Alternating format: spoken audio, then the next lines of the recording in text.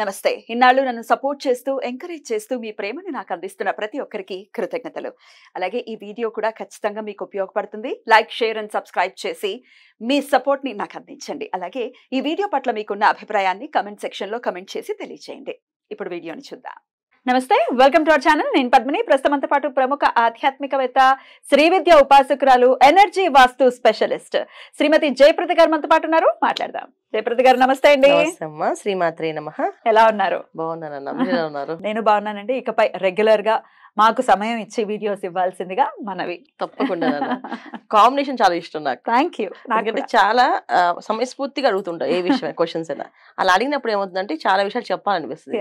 అందుకని ఖచ్చితంగా నాకు ఇంట్రెస్ట్ తప్పకుండా వస్తాను. వాగ్దేవి అనుగ్రహం ప్రతి ఒక్కరి మీద పరిపూర్ణంగా ఉండాలని మనస్ఫూర్తిగా కోరుకుంటూ మరి మొదలు పెడదామండి. తప్పకుండా. జూలై 1వ తారీఖు ఈ రోజు రాశి ఫలాలతో మీరైతే చాలా బ్యూటిఫుల్ గా, ఎందుకంటే మీరు అనాలిసిస్ లో కూడా ఉన్నారు.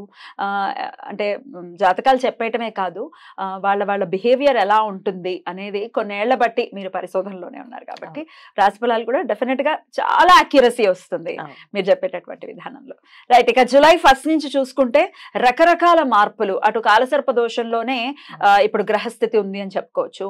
అలాగే శని యొక్క వక్రం ఉంది, గురువు యొక్క అతిచారం ఉంది, మళ్ళీ కుజుడి వక్రం ఉంది. ఇట్లా రకరకాల గ్రహస్థితి. ఏమిటి ఇంత అలాగా మూకమ్మడి దాడి అంటారు కదా, అలానే ఉందా అనిపిస్తోంది.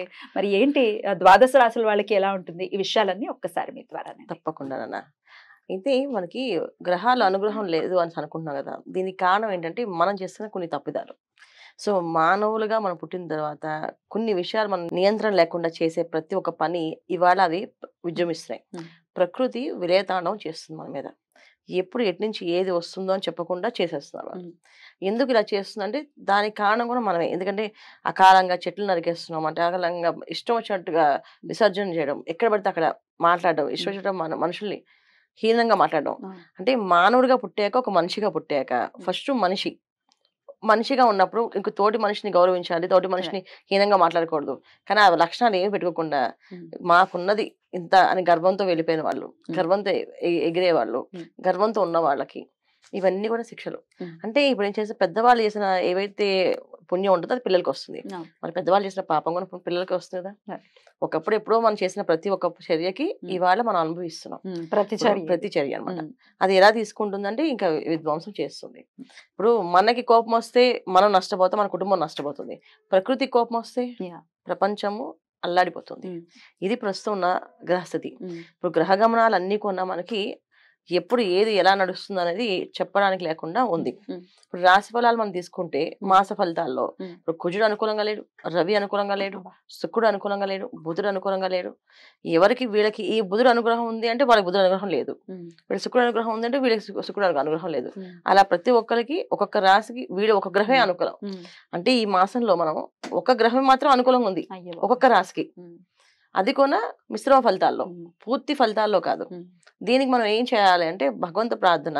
మనం మనిషిగా పుట్టినప్పుడు మనం చేయాల్సిన ధర్మం ఏది ఉంది, తోటి మనిషిని హీనంగా చూడకుండా తోటి మనిషితో మంచిగా మాట్లాడి వాళ్ళు ఎవరో ఏంటో పక్కన పెడితే మనిషి ముందు ఆ విధంగా మనం ముందుకు వెళితే అన్ని కూడా మనకి ప్రశాంతంగా జరుగుతాయి. మన ఇంట్లో మనం బయటికి వెళ్ళేటప్పుడు ఖచ్చితంగా దైవారాధన, దీపారాధన చేసుకోవడం, శుభశకునాలు చూసి బయటికి వెళ్ళడం. వెళ్ళేటప్పుడు ఇంట్లో పెద్దవాళ్ళు ఎవరన్నా అమ్మ ఉంటే అమ్మ, భార్య ఉంటే భార్యని ఎదురు రమ్మని చెప్పడం.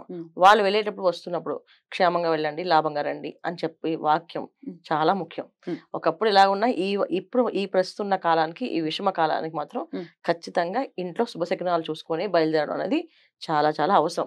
ఇది చేదస్తాల కింద కొట్టి పడేస్తే మాత్రం మనం ఇంకేం చేయలేము కదా. పాజిటివ్ యాటిట్యూడ్ ని మనం ఖచ్చితంగా పెంపొందించుకోవాలి, పాజిటివ్ గానే ముందుకు వెళ్ళాలి. ఎందుకంటే చాలా భయానకమైనటువంటి ఇవాళ కూడా చూసుకుంటే అక్కడ ఫైర్ యాక్సిడెంట్ జరిగింది ఇక్కడ జస్ట్ మనకి హైదరాబాద్ దగ్గరలోనే, లింగంపల్లి దగ్గరలో జరిగింది ఫ్యాక్టరీ. సో ఎక్కడ చూసినా వార్త అనేది ఏదైనా వస్తుందంటే అది భయం వేసేస్తుంది, ఏం జరిగిందిరా. సరే, మరి గ్రహస్థితి ఇంత దారుణంగా ఉన్నప్పుడు డెఫినెట్ గా మనం మన జాగ్రత్తలు తీసుకోవాలి. దైవారాధన మస్ట్ అండ్ షుడ్ గా చేసుకోవాలి, అందులో ఎటువంటి డౌట్ లేదు. అయినప్పటికీ ఒకసారి ద్వాదశ రాశులకి విడివిడిగా ఒకసారి మాట్లాడుకుంటే పర్టికులర్ గా ఏ విషయాల్లో ఏ రాశుల వాళ్ళు జాగ్రత్త పడాలి అనేది ఒక్కసారి వివరించండి. తప్పకుండా. మరి మొదలు పెడదాం. మరి మకర రాశి వారికి ఎలా ఉండబోతోందండి ఈ జూలై మాసం? తప్పకుండా. మకర రాశి వాళ్ళకి ఈ మాసం ఏంటంటే అనుకూలంగానే ఉంది. వీళ్ళకి వీళ్ళంతా సంకల్పం బలం గట్టిగా ఉంటే ఉమ్. అన్ని సాధిస్తారు.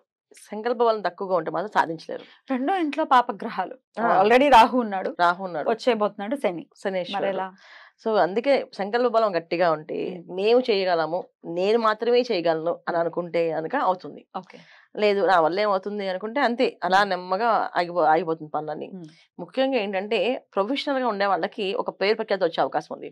ఎప్పుడైతే పాపగ్రహాలు బలంగా ద్వితీయస్థానంలో, కుటుంబ స్థానంలో, ధనస్థానంలో ఉన్నాయో దానివల్ల ఏంటంటే ధనం వచ్చే అవకాశం లేదా పేరు వచ్చే అవకాశం ఉంటుంది. అలాగే పేరు పోయే అవకాశం కూడా ఉంటుంది. సో రెండు జరుగుతాయి. అయితే ఏంటంటే ఇక్కడ జాతకాల్లో ఉండే యోగాలు, ఇప్పుడు వాళ్ళ జాతకంలో రాహు మంచి స్థానంలో ఉన్నాడు, ఇక్కడ ధనస్థానంలో రాహు ఉన్నాడు, బ్రహ్మాండంగా యోగిస్తుంది. వాళ్ళ స్థానంలో రాహు బాలేడు, ఇక్కడ రాహు బాగున్నా ఈ ఫలితం అక్కడ రాదు. బాగుండాలి అక్కడ వాళ్ళకి, శనేశ్వరుడు కూడా బాగుండాలి, శని యోగకారకుడే ఉండాలి వాళ్ళ జాతకానికి. ఒకరు యోగకారకుడు అయితే ఖచ్చితంగా శని రాహులు కలిసినప్పుడు ఇక్కడ కుజుడు వాళ్ళని చూస్తాను కనుక ఫాస్ట్ గా పని అవుతుంది. నార్మల్గా అయితే స్లోగానే అవుతాయి, ఫాస్ట్ గా ఏమవుతుంది. ఎప్పుడైతే కుజుడు ఎప్పుడైతే వీక్షణ పడుతుందో చాలా ఫాస్ట్ గా పని చేపించేస్తారు. ఎందుకంటే ఉచ్చ స్థితి కుజుడికి మకర రాశి. అవును. సో సింహరాశిలో ఉండడం అంటే ఆయన ఆల్మోస్ట్ రవి దగ్గర కుజుడు అనేది చాలా శ్రేష్టమైంది. కుజకేతువులు రవి దగ్గర ఉండడం ఇంకా మంచిది. ఈ కాంబినేషన్ వీళ్ళకి ఎప్పుడైతే వీళ్ళకి ఫేవర్ అవుతుంది, మిగతా వాళ్ళకి అన్ఫేవర్, వీళ్ళకి ఫేవర్ మకర రాశి వాళ్ళకి. సో వీళ్ళు పట్టుదలతో మేము చెయ్యగలము అనుకుంటే ప్రొఫెషనల్ గా వీళ్ళు సెటిల్ అయిపోతారు నాన్న. డాక్టర్స్ కానీ, యాక్టర్స్ కానీ, మీడియా రంగంలో పనిచేసే వాళ్ళు కానీ, రైటర్స్ కానీ, వీళ్ళందరికీ కూడా చాలా ఉపయోగాలు. ఇంకా ఉద్యోగస్తుల విషయంలో వచ్చినప్పుడు ఏమవుతుందంటే ఒక టెస్టింగ్ పీరియడ్ మాట వీళ్ళకి. ఆ ఉద్యోగం మానేస్తే కొత్త ఉద్యోగం వస్తుందో రాదో తెలియదు. జాతకం యోగంగా ఉంటే వస్తుంది, లేదా రాదు. అందుకే ఉద్యోగాల విషయంలో, వ్యాపార విషయంలో కొత్త నిర్ణయాలు తీసుకోకూడదు ఈ మాసంలో. ఈ మాసంలో కొత్త నిర్ణయాలు తీసుకోవడం, ఉన్నదంటే అలా నడిపించుకు వెళ్ళడం మంచి ఫలితాలు. ప్రొఫెషనల్ వాళ్ళకి అదిరిపోతుంది. సో నార్మల్ గా వివాహ ప్రయత్నాలు ఇవి చేసే వాళ్ళకి కూడా నార్మల్ గా ఉంటాయి. మరి బ్రహ్మాండంగా ఏం వచ్చేది, ఎందుకంటే బ్రహ్మాండంగా వచ్చేయడానికి ఇక్కడ మనకి అంత యోగ్యంగా లేదు. రవి తర్వాత రవి ప్లస్ గురువు 6వ స్థానంలో ఉన్నారు. దానివల్ల ఏంటంటే కొంత రోగస్థానం అంట. 6వ శత్రుజీవి అయినప్పటికీ అక్కడ శుభగ్రహంతో పాపగ్రహం కలిసి ఉన్నప్పుడు కాస్తంత అనారోగ్య సమస్య వస్తుంది. అంటే గ్యాస్ సంబంధించిన ఇబ్బంది, ఏంటి ఆహార నియమాల్లో కాస్త పాటించకపోతే ఫుడ్ పాయిజన్స్ అయ్యే అవకాశము, తెలియకుండానే శరీరం ఉన్నటువంటి బరువులా పెరిగిపోవడము, కూర్చుని ఇంట్లో బరువు పెరిగిపోయినట్టు పెరిగిపోతూ ఉండడం, ఎంత ప్రయత్నం చేసినా వెయిట్ అనేది తగ్గకపోవడము, ఇవన్నీ జరిగే అవకాశాలు ఎక్కువగా ఉన్నాయి. సో వీళ్ళు పొద్దున్నే లేచి సూర్య నమస్కారాలు చేస్తూ సంకల్ప బలం గట్టిగా ఉండి సాత్విక ఆహారం తీసుకొని రాత్రిపూట ఉండే పార్టీలకు వెళ్ళకూడదు వీళ్ళు. అలా ఉంటే వీళ్ళకి ఎటువంటి ప్రమాదాలు జరగవు.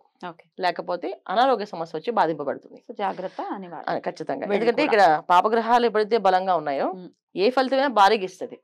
అది అనారోగ్య సమస్య అయినా భారీగా ఇస్తుంది కదా. ఒకళ్ళు ధనం ఇస్తే ధనం బాగా ఇస్తుంది, పేరు ఇస్తే పేరు బ్రహ్మాండంగా ఇస్తుంది, లేదా అనారోగ్య సమస్య ఇస్తే అనారోగ్య సమస్య బ్రహ్మాండంగా వచ్చేస్తుంది.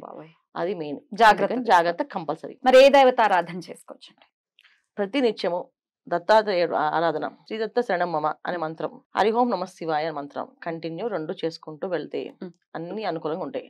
గురువారం పూట దత్త చరిత్ర పారాయణ కానీ, శ్రీపాద చరిత్ర పారాయణ కానీ చేసుకోవడం. ఈ 2 కుదరవండి అంటే పుస్తకం తీసి కాస్త ఒక శ్లోకానైనా చదువుకోవడం, లేదా సిద్ధమంగళ స్తోత్రాన్ని చదవడం. ఇవి చేసుకుంటూ వెళ్తే వీళ్ళకి అన్ని అనుకూలంగా ఉంటాయి. అలా ఉండాలని మనస్ఫూర్తిగా కోరుకుంటూ ఇక నెక్స్ట్ వీడియోలో కుంభరాశి గురించి మాట్లాడుకుందాం. థ్యాంక్ యూ సో మచ్ అండి. నమస్తే. నమస్తే. శ్రీమాత్రే నమః.